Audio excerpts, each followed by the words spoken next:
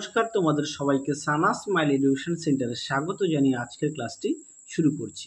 আজকে তোমাদের সঙ্গে আলোচনা করব তোমরা যারা সপ্তম শ্রেণীর তৃতীয় পর্যায়ক্রমিক মূল্যায়ন পরীক্ষা দেবে তোমাদের জন্য রায় ও মার্টিন প্রশ্ন বিচিত্রা থেকে আজকে সমাধান করে দেখাবো ইতিহাস বিষয়ে মডেল নাম্বার 2 অর্থাৎ 2 নম্বর স্কুলের যে সমস্ত ছোট ও বড় প্রশ্নগুলি আছে সমস্ত প্রশ্নের উত্তরের সমাধান করে দেখাবো। আগের ভিডিওতে তোমাদের সপ্তম শ্রেণীর তৃতীয় পর্যায়ক্রমিক মূল্যায়নের পরিবেশ ভূগোল সমাধান করে দেখানো আছে। তোমরা যারা এখনো দেখোনি আমাদের প্লেলিস্টে গেলে পেয়ে যাবে। চলো দেরি না করে মূল বিষয়ে যাওয়া যাক। প্রথমে দেখো কি আছে, এক দাগের প্রশ্ন, তাঞ্জোরে মন্দির নির্মাণ করেন, সঠিক উত্তর হবে অপশন বি প্রথম রাজরাজ। 2 দাগে দেখো পাল যুগের শিল্পরীতিকে বলা হতো, এটা উত্তর হবে প্রাচ্য শিল্পরীতি। পরবর্তী দেখো 3 দাগের লক্ষণ সেনের আমলে একজন অভিধান প্রণেতা ছিলেন, সঠিক উত্তর হবে সর্বানন্দ। পরবর্তী প্রশ্ন আছে 4 দাগের তুঘলক বংশের প্রতিষ্ঠাতা ছিলেন, সঠিক উত্তর হবে অপশান বি গিয়াসউদ্দিন তুঘলক। 5 দাগের প্রশ্ন দেখো চৈতন্য ভাগবত গ্রন্থটি রচনা করেন, সঠিক উত্তর হবে বৃন্দাবন দাস। পরবর্তী দেখো 6 দাগের বাহমনি বংশের শ্রেষ্ঠ সুলতান ছিলেন, সঠিক উত্তর হবে অপশান সি তাজউদ্দিন ফিরোজ শাহ। 7 দাগের প্রশ্ন দেখো রানা প্রতাপ সিংহের রাজধানী ছিল কোথায়? উদয়পুরে। সঠিক উত্তর কোনটা? উদয়পুর। পরবর্তী প্রশ্ন দেখো কি আছে, মনসব বলতে বোঝানো হয়েছে, সঠিক উত্তরটি হবে মুঘল প্রশাসনিক পদকে, অপশান সি। পরবর্তী প্রশ্ন দেখো 9 দাগের বাংলার ভক্তি আন্দোলনের প্রাণ কেন্দ্র ছিল, সঠিক উত্তর হবে নবদ্বীপ, অপশান বি। ঘাটু গানের প্রভাব দেখা যায়, সঠিক উত্তরটি হবে বৈষ্ণব ভক্তির, অপশান এ। আচ্ছা 11 দাগে দেখো কোন সুলতানের আমলে দিল্লিতে সূর্য ঘড়ি স্থাপিত হয়, সঠিক উত্তরটি হবে ফিরোজ শাহ তুঘলকের আমলে। পরবর্তী প্রশ্ন দেখো পুরন্দরের সন্ধি হয়েছিল, সঠিক উত্তর হবে অপশান এ জয়সিংহ ও শিবাজির মধ্যে। 13 দাগের প্রশ্ন দেখো শিবাজির অভিষেক হয়, এটা উত্তর হবে 1674 খ্রিস্টাব্দে। পরবর্তী দেখো 14 দাগের অনেকগুলি গ্রাম নিয়ে গঠিত হয়, সঠিক উত্তরটি হবে ব্লক। তারপরে দেখো পৃথিবীর মধ্যে সবচেয়ে বড় লিখিত সংবিধান রয়েছে, সঠিক উত্তর হবে ভারতে। পরবর্তী দেখো 2 দাগের শূন্যস্থান পূরণ কি আছে দেখে নাও। পৃথিবীর সর্ববৃহৎ বৌদ্ধ স্তূপটির নাম, উত্তরটা দেখো পাশে লিখে দিয়েছি বড়বুধুরের মন্দির।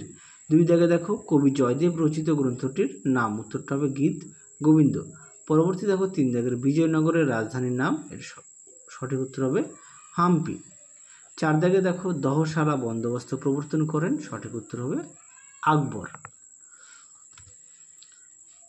তারপরে দেখো পরবর্তী প্রশ্ন 5 দাগের রামানন্দের শিষ্যদের মধ্যে উল্লেখযোগ্য ছিলেন, উত্তরটি হবে রবিদাস। 6 দাগে দেখো 5টি চূড়াযুক্ত মন্দিরকে বলা হতো পঞ্চরত্ন মন্দির। 7 দাগ দেখো সরকার শব্দটি এসেছে ফার্সি ভাষা থেকে। তারপরে দেখো 8 দাগ গণতন্ত্রের ধারণা প্রথম দেখা যায় এথেন্স দেশে। পরবর্তী প্রশ্ন দেখো কি আছে, একটি বাক্যে উত্তর দাও। 1 দাগে আছে পাল যুগের একজন সিদ্ধাচার্যের নাম লেখো, তাহলে উত্তরটা হবে কি লুইপাত, সঠিক উত্তর কি হবে লুইপাত। পরবর্তী দেখো 2 দাগে কি আছে, কার বাড়ি নাস্তিক পণ্ডিতেরা ভিটা নামে পরিচিত, সঠিক উত্তরটি হবে অতীশ দীপঙ্কর, তাহলে সঠিক উত্তর কি হবে অতীশ দীপঙ্কর। পরবর্তী প্রশ্ন দেখো 3 দাগের তুর্কানি চিহলগানি কে গড়ে তোলেন, উত্তরটা হবে ইলতুৎমিশ। 4 দাগের প্রশ্ন দেখো ঘরগড়ার যুদ্ধ কত খ্রিস্টাব্দে কাদের মধ্যে হয়েছিল, উত্তরটা দেখো পাশে লিখে দিয়েছি 1529 খ্রিস্টাব্দে আফগানের সঙ্গে বাবরের ঘরগড়া যুদ্ধ হয়েছিল। 5 দাগের প্রশ্ন দেখো শের শাহের সমাধি সৌধটি কোথায় রয়েছে, উত্তরটি হবে দিল্লিতে। আচ্ছা, পরবর্তী প্রশ্নগুলো দেখো কি আছে।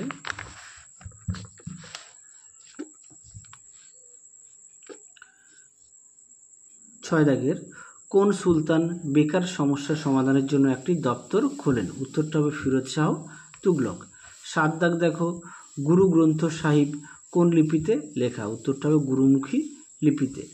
8 দাগে দেখো ভারতের নবীনতম ধ্রুপদী নৃত্যটির নাম কি? উত্তরটা হবে মণিপুরী নৃত্য।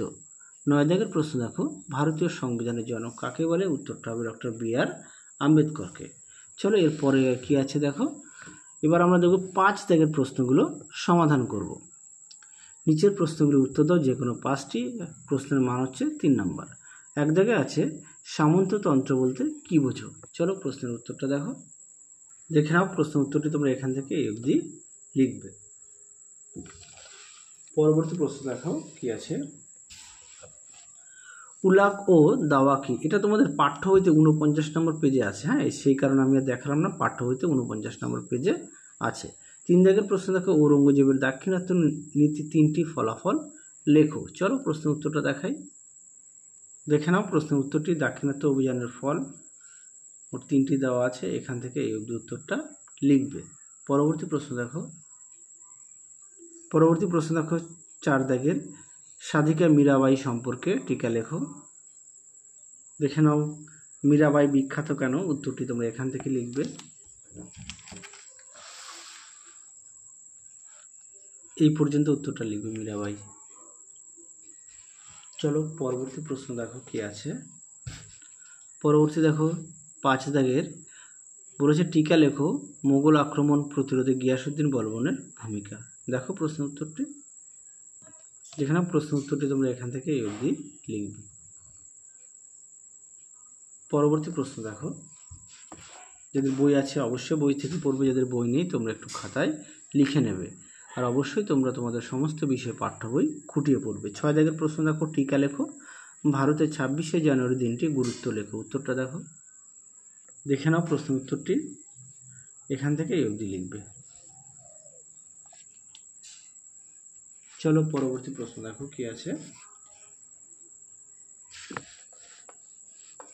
চলো এবার আমরা দেখব 6 দাগের প্রশ্ন। যে কোনো 3টি প্রশ্নের উত্তর দাও।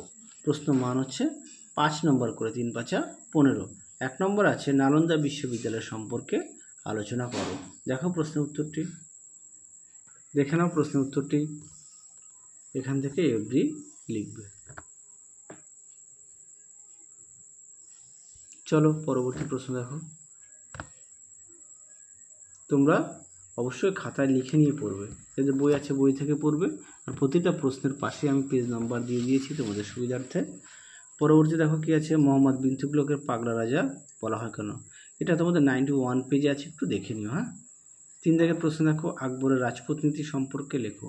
প্রশ্নটাও আগের ভিডিওতে দেখানো আছে উত্তরটি। চলো তাও একবার দেখিয়ে দিই। না, আগের ভিডিওতে মনে হচ্ছে দেখানো নেই, তাও দেখিয়ে দিই। যাই হোক, দেখে নাও প্রশ্নের উত্তরটি।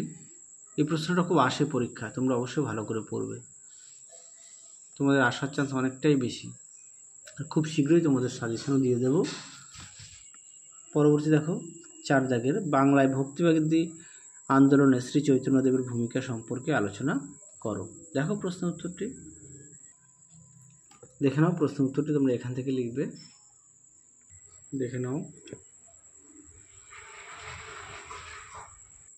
আমার একটু ভুল হয়েছে। হ্যাঁ, 4 দাগের প্রশ্নের উত্তরগুলো দেখানো হয়নি, আমি দুঃখিত। আমি তোমাদের এখনই দেখিয়ে দিচ্ছি, এগুলো আমি এড়িয়ে গেছি, দুঃখিত আমি। হ্যাঁ, আচ্ছা কি আছে বিক্রমশীল বৌদ্ধবিহার কবে কার আমলে প্রতিষ্ঠিত হয়? দেখো প্রশ্ন উত্তরটি।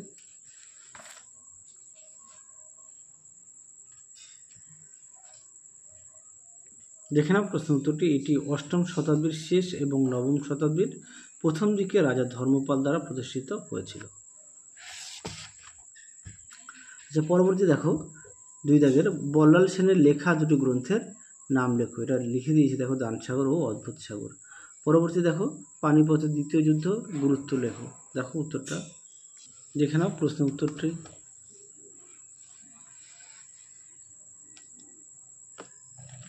পরবর্তী প্রশ্ন দেখো ক্যালিগ্রাফি ও মিনিয়েচার বলতে কি বোঝো? দেখো প্রশ্ন উত্তরটি। দেখে নাও প্রশ্নের উত্তর,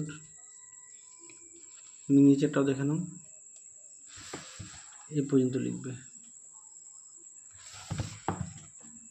পরবর্তী দেখো কি আছে, 5 দাগের দিন-ই ইলাহি কে প্রবর্তন করেন? এটা হচ্ছে আকবর। এই মতাদর্শ কোথায় আলোচিত হয়? উত্তরটা হবে ফতেপুর সিক্রিতে। পরবর্তী দেখো 6 দাগের একটি দেশ সংবিধান কেন প্রয়োজন হয়? চলো প্রশ্নের উত্তরটা দেখো। আমি তোমাদের খাতায় লিখে দিয়েছি। সংবিধান একটি রাষ্ট্র পরিচালনার জন্য অত্যন্ত গুরুত্বপূর্ণ। এটি অনেক কিছু নির্ধারণ করে, যেমন রাষ্ট্রের কাঠামো ও কার্যপ্রণালী, নাগরিকদের অধিকার, আইনের শাসন, সকলের জন্য আইনের সমতা ও ন্যায় বিচার, জাতীয় ঐক্য ইত্যাদি।